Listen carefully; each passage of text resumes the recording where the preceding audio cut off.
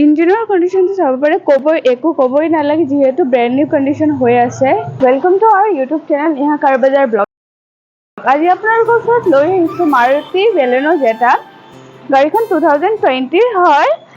AS02 Nagaon registration হয় গাড়ীখন। আহক আপোনালোকৰ গাড়ীখন কণ্ডিশ্যনটো দেখাই দিওঁ। লুকিং গ্লাছত ইণ্ডিকেটৰ পাই যাব। কিলেছ এণ্ট্ৰি হয়। টায়াৰ কণ্ডিশ্যনটো চাব পাৰে খুবেই ধুনীয়া হৈ আছে। ডায়মণ্ড কাট এল'ভিন পাই যাব। ৰিয়েৰ গ্লাছত ডিফগাৰ পাই যাব। স্পইলাৰ আছে, বেক ৱাইপাৰ আছে, বেক কেমেৰাও আছে, 4টা সেন্সৰ পাই যাব। 4 পাৱাৰ উইণ্ডো পাই যাব। লুকিং গ্লাছটো ভিতৰৰ পৰা এডজাষ্ট কৰিব পাৰিব। লুকিং গ্লাছটো অটো হয়। ষ্টেৰিঙৰ পৰা মিউজিক চিষ্টেমটো কণ্ট্ৰল হৈ যাব। গাড়ীখন খুবেই কম চলিছে, মাত্ৰ 11,000 মান চলিছে গাড়ীখন। Company fitted music system, auto climate control, AC heater পাব। আমৰেষ্ট পাই আছে।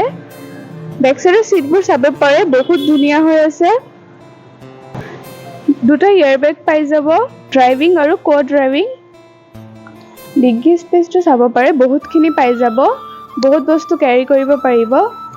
স্পেয়াৰ টায়াৰ কণ্ডিশ্যনটো চাব পাৰে বহুতেই ধুনীয়া হৈ আছে। ইঞ্জিনৰ কণ্ডিশ্যনটো চাব পাৰে একো ক'বই নালাগে যিহেতু ব্ৰেণ্ড নিউ কণ্ডিশ্যন হৈ আছে। 4 চিলিণ্ডাৰৰ গাড়ী হয়। গোটেই গাড়ীখনটো চালে খুবেই ধুনীয়া হৈ আছে। আৰু জানিব হ'লে আমাৰ স্ক্ৰীনত দিয়া নাম্বাৰত সোনকালে যোগাযোগ কৰক। আৰু এনেকুৱা ধৰণৰ ভিডিঅ' পাবলৈ হ'লে আমাৰ চেনেলটো লাইক, কমেণ্ট, শ্বেয়াৰ কৰি ছাবস্ক্ৰাইব কৰি দিয়ক। ধন্যবাদ।